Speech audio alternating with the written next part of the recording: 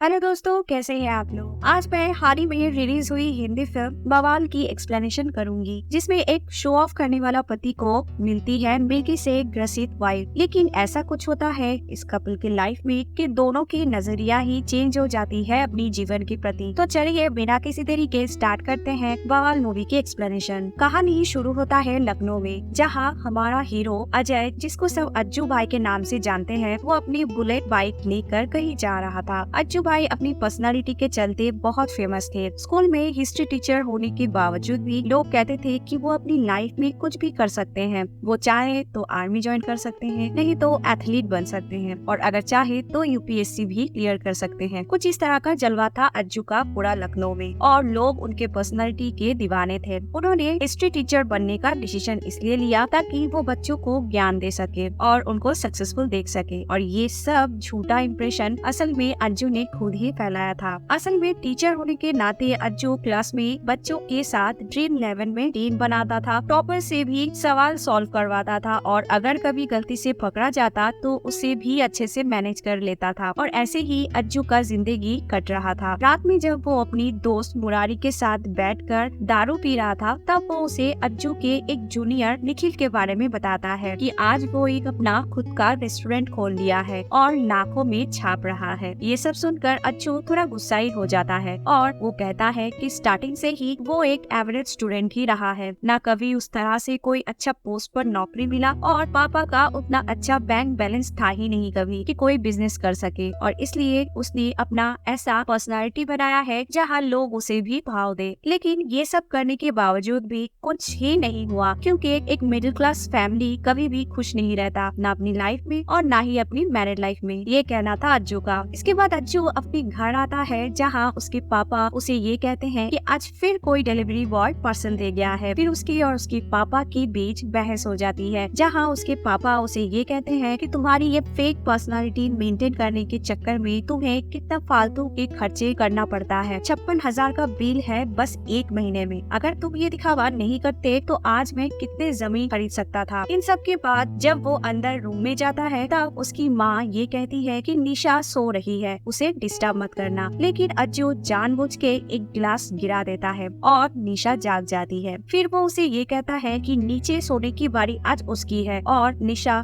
बिना कुछ बोले जमीन पर सो जाती है। और हम एक तस्वीर इसके बाद देखते हैं शादी का, जिसमें अज्जू और निशा होते हैं। फ्लैशबैक में तब हम देखते हैं कि निशा एक ब्रिलियंट और सुंदर लड़की रहती है। अज्जू के परिवार जब निशा के परिवार से मिलने जाते हैं, तब सबको ये रिश्ता मंजूर होता है। निशा अज्जू को अकेले में बुलाती है और कहती है कि कभी कभी उसको मिर्गी के दौरे पड़ते हैं, जिसे सुनकर अज्जू थोड़ा परेशान तो हो जाता है। लेकिन फिर निशा उसे ये बताती है कि लास्ट टाइम उसे ये दौरा 10 साल पहले आया था। इसके बाद उन दोनों की शादी बड़ी धूमधाम से हो जाता है और दोनों परिवार बहुत ज्यादा खुश होते हैं, साथ में अज्जू और निशा भी। विदाई के समय जब अजय के पापा अजय को ये कहते हैं कि जाओ निशा को लेकर आओ, तब अज्जू निशा को लाने के लिए जाता है और बाहर से देखता है कि निशा को मिर्गी के दौरे आए हैं, उसका हाथ पैर सिकुड़ गए हैं। अज्जू ये देखकर वहाँ से चला जाता है। बाद में जब गाड़ी में वो दोनों जा रहे होते हैं, तब निशा उसे ये बताती है कि शादी में बहुत थके होने के कारण और थोड़ा इमोशनल हो जाने के कारण ये हुआ था। अज्जू चुपचाप ये सुन लेता है, लेकिन कुछ रिप्लाई नहीं देता। अज्जू ये सोचता है कि अगर बाहर उसके साथ ऐसा कुछ हो गया तो फिर उसका पर्सनालिटी खराब हो जाएगा, इसलिए उसके बाद से वो निशा को अपने साथ कहीं बाहर भी नहीं ले जाता था। दोनों में दरार आ गया था और बात करना तो दूर, दोनों साथ सोते भी नहीं थे। बात धीरे धीरे हाथापाई पे आ गया, और ये सब देखकर अज्जू के माँ पापा भी बहुत परेशान हो गए थे। एक दिन अज्जू गुस्से में स्कूल जाता है, जहाँ एक बच्चा उसे वर्ल्ड वॉर 2 के बारे में सवाल पूछता है।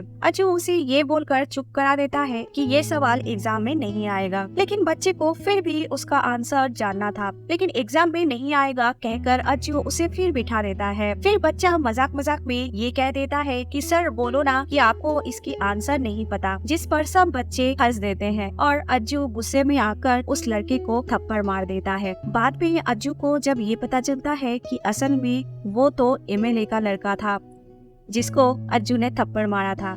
तब वो परेशान हो जाता है और यहाँ तक कि अज्जू के माँ पापा भी इसे परेशान हो जाते हैं। अगले दिन एमएलए स्कूल आता है और अज्जू से ये कहता है कि आपको पता है बच्चों को मारना कानूनी जुर्म है। एमएलए एक मीटिंग बैठाने का बात करते हैं जहाँ अज्जू को ये बात कन्फेस करना होगा और जब तक ये सब सही ना हो जाता है तब तक अज्जू को स्कूल से सस्पेंड कर दिया जाता है। सारे लखनऊ में ये बात फैल जाती है और इस पर अज्जू की पर्सनालिटी भी थोड़ा खराब हो जाता है। रात में मुरारी के साथ जब अज्जू दारू पी रहा होता है तब वो उसे ये कहता है कि जॉब तो उसे कहीं भी मिल जाएगा, लेकिन अगर वो स्कूल से रस्टिकेट हो जाएगा तब लोग उसका मजाक उड़ाएंगे और उसकी पर्सनालिटी गिर जाएगा। अगले दिन जब वो एक स्कूल के बच्चे से मिलता है और पूछता है कि पढ़ाई कैसा चल रहा है, तब वो बताता है कि सर आपके बिना क्लास में वो मजा नहीं आता है, लेकिन अब एग्जाम सामने आ रहा है और आपने वर्ल्ड वॉर 2 वाला चैप्टर पढ़ाना ही भूल गए हैं। इसके बाद अज्जू के दिमाग में एक प्लान आता है। वो मुरारी को बताता है कि वो स्कूल में जाके ये बोलेगा कि उसको पता नहीं था कि वो सस्पेंड होने वाला है और बच्चों का वर्ल्ड वॉर 2 का चैप्टर बाकी है, इसलिए वो यूरोप में जाके उन सभी जगह पे जाएगा जहाँ वर्ल्ड वॉर 2 हुआ था और बच्चों को वीडियो के जरिए पढ़ाएगा। वो ये भी कहता है कि स्कूल उसे अगर सैलरी ना भी दे तो भी वो अपने पैसों से ये काम करेगा क्योंकि बच्चों के फ्यूचर का सवाल है। जब मुरारी उसे पूछता है कि ये सब आखिर क्यों करना है, तब अज्जू उसे बताता है कि ताकि उसका नाम और फैल सके और तब लोग ये कहेंगे कि अज्जू सर सस्पेंड होने के बाद भी बच्चों के खातिर खुद के पैसों से यूरोप जाके बच्चों को पढ़ाया। ये माहौल सबको याद रहेगा। फिर मुरारी ये कहता है कि लेकिन इतने पैसे आएंगे कहाँ से? तब अजय ये कहता है कि सब वो पापा से लेगा। अगले दिन हम देखते हैं कि अज्जू घर में नाटक करता है और अपनी बुलेट बेचने का और सेविंग्स को तोड़ने का बात करता है ताकि वो बच्चों को पढ़ा सके और निशा के साथ भी घुमाए। वो पापा को बताता है कि शादी के बाद उसने हनीमून पर भी निशा को कहीं लेकर नहीं गया है, लेकिन अब वो उसे भी साथ ले जाएगा। ये सुनकर उसके पापा ये कहते हैं ये सब करने का जरूरत नहीं है, वो पैसे दे देंगे। रात में अज्जू की माँ उसके पापा से ये कहती है कि अज्जू नाटक कर रहा है, आप पैसे मत देना, लेकिन उसके पापा ये कहते हैं कि अगर इससे उन दोनों का रिश्ता ठीक हो सकता है तो फिर यही सही। उधर निशा इस बात से बहुत खुश होती है और अज्जू को थैंक्स कहती है, जिस पर अज्जू उसे बताता है कि असल में निशा यूरोप नहीं जाएगी, सिर्फ अज्जू ही जाएगा। वो ये सब अपना इमेज सही करने के लिए ही कर रहा है। वो एयरपोर्ट जाके अपना घर चली जाएगी और जब वो वापस आएगा तब दोनों फिर साथ घर वापस आएंगे। ये सुनकर निशा शॉक हो जाती है और कहती है कि तुम अपनी इमेज को लेकर कितना झूठा दिखावा करते हो, और कहती है कि अगर वो उसे साथ नहीं ले जाएगा तब वो इसके बारे में सबको बता देगी कि अज्जू का असल प्लान क्या है।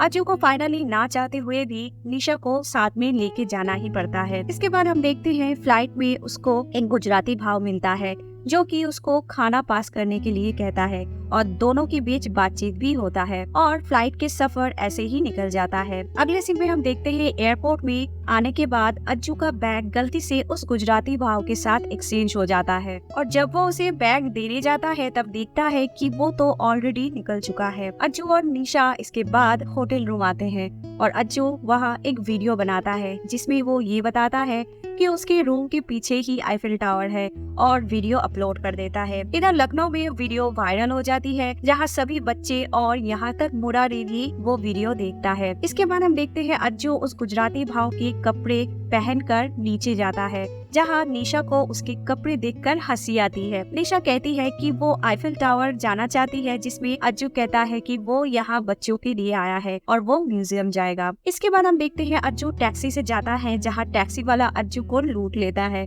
और इधर निशा पब्लिक बस से जाती है। अज्जू म्यूजियम जाके ओपेरा का टिकट लेकर ओपेरा सुनने को बैठ जाता है और फिर बोर भी होने लगता है उसे। वहीं दूसरी तरफ निशा बहुत अच्छी जगह घूमती है और अपनी पसंद का चीजें खरीद रही होती है। होटल वापस आने के बाद जब अज्जू निशा के फोटोज देखता है कि किस तरह उसने एंजॉय किया उस दिन, तब वो कहता है कि उसका दिन बहुत ही खराब था, बेकार था। टैक्सी वाला ने भी उसको लूट लिया और वो बच्चों के लिए वीडियो भी नहीं बना पाया। तब अज्जू निशा से रिक्वेस्ट करता है कि प्लीज तुम अगले दिन मेरे साथ चलना, जिस पर निशा हाँ कर देती है। अगले दिन हम देखते हैं वो लोग आईफिल टावर जाता है और व्यू एंजॉय करते हैं। इसके बाद वो लोग अलग अलग जगह घूमते हैं और अज्जू वीडियो बनाता है बच्चों के लिए और पोस्ट करता रहता है, जिसको सारे बच्चे देख रहे होते हैं और वो एमएलए भी वीडियो देख रहे होते हैं। इधर अज्जू की माँ को निशा की अलमारी से डिवोर्स का पेपर मिलते हैं, जिसे देखकर वो दोनों शॉक हो जाते हैं। दोनों फैमिली ये डिसाइड करते हैं कि ट्रिप से आने के बाद दोनों फैमिली दोनों से इस बात पर बात करेंगे। अज्जू और निशा इसके बाद नॉर्मैंडी के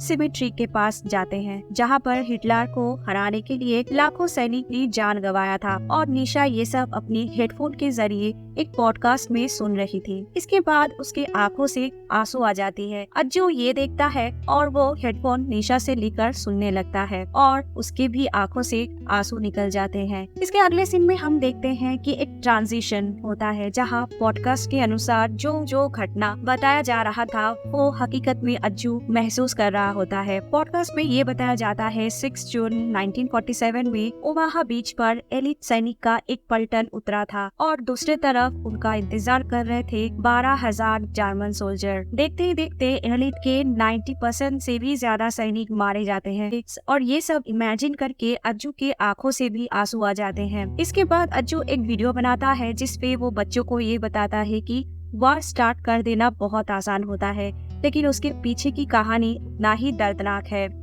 ट्रेन में वापस जाते टाइम वो लोग वही गुजराती भाई से फिर से मिलते हैं, लेकिन उसने अपनी लगेज होटल में ही छोड़ आया था, इसलिए वो दोनों पहने हुए कपड़े ही एक्सचेंज कर लेते हैं बैग्स के बदले। घर जाकर अज्जू को राजमा चावल मिलता है और निशा और अज्जू दोनों बैठकर वो खा रहे होते हैं। अगले दिन वो लोग एना फ्रैंक के घर में जाते हैं, जहाँ निशा ये बताती है कि किस तरह सोल्जर के डर से एना और उसके पूरे परिवार सालों तक इसी एक घर में छिप कर रहा करते थे, जहां उन्हें खाना तक ठीक तरीके से नहीं मिल पाता था।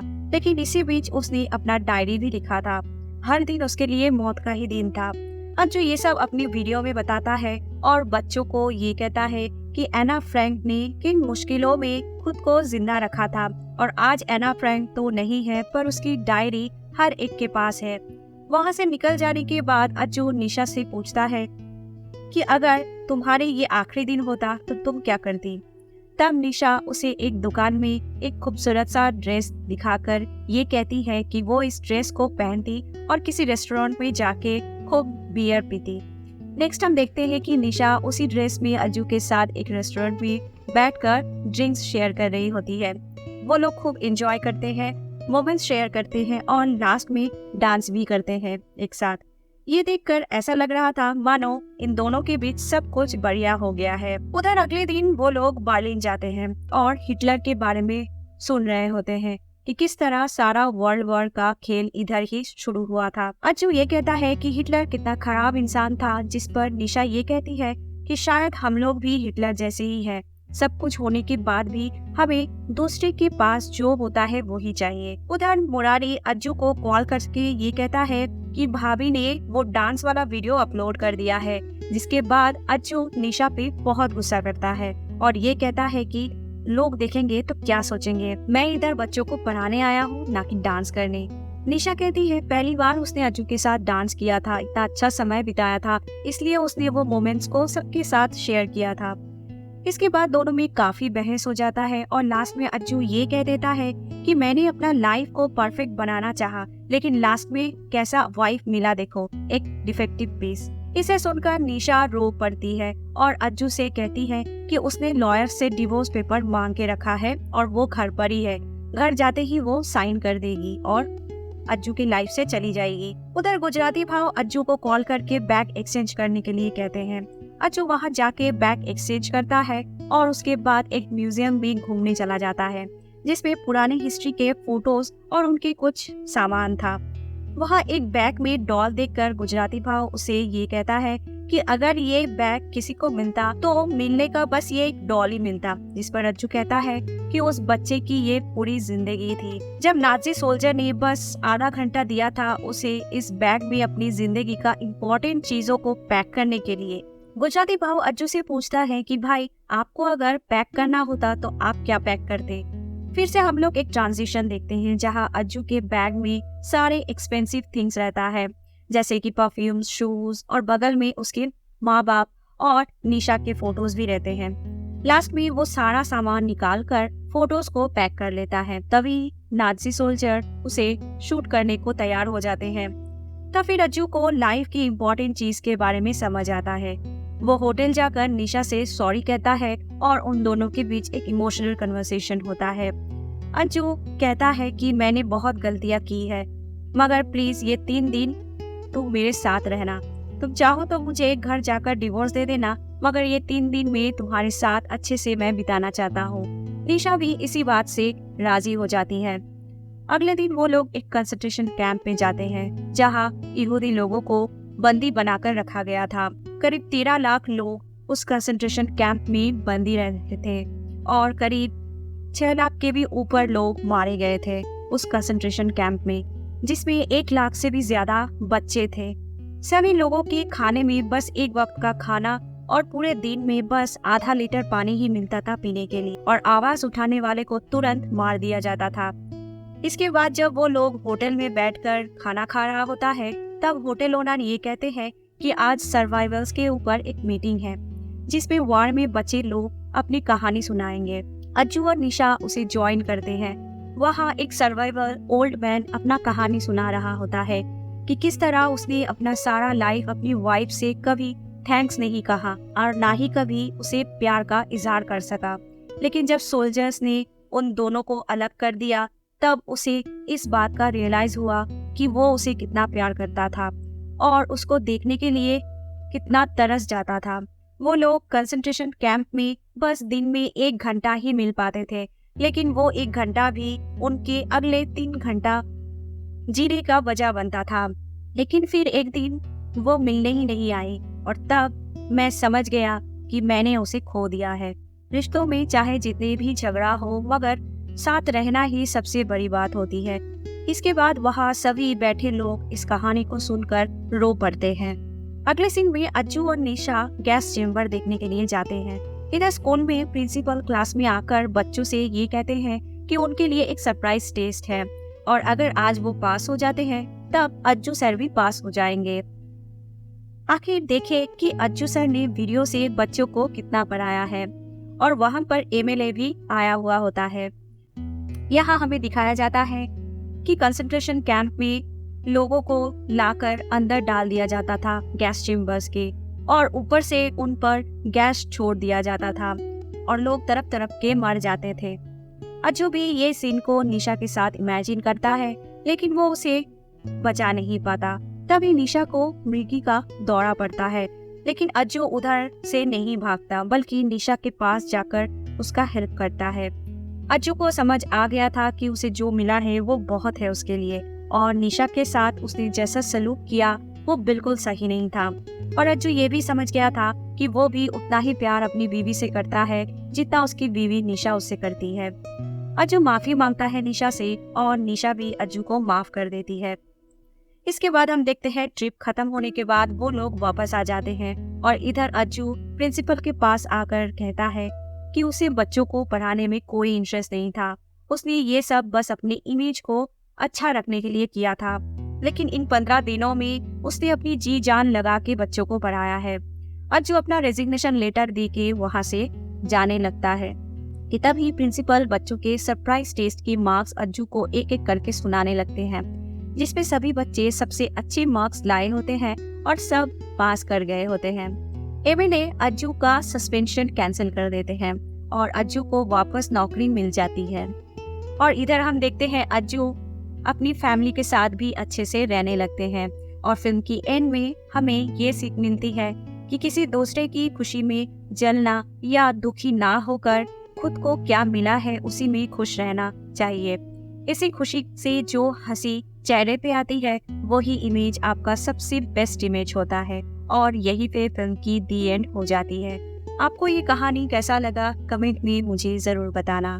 तो मिलते हैं अगले सिनेमा की एक्सप्लेनेशन में।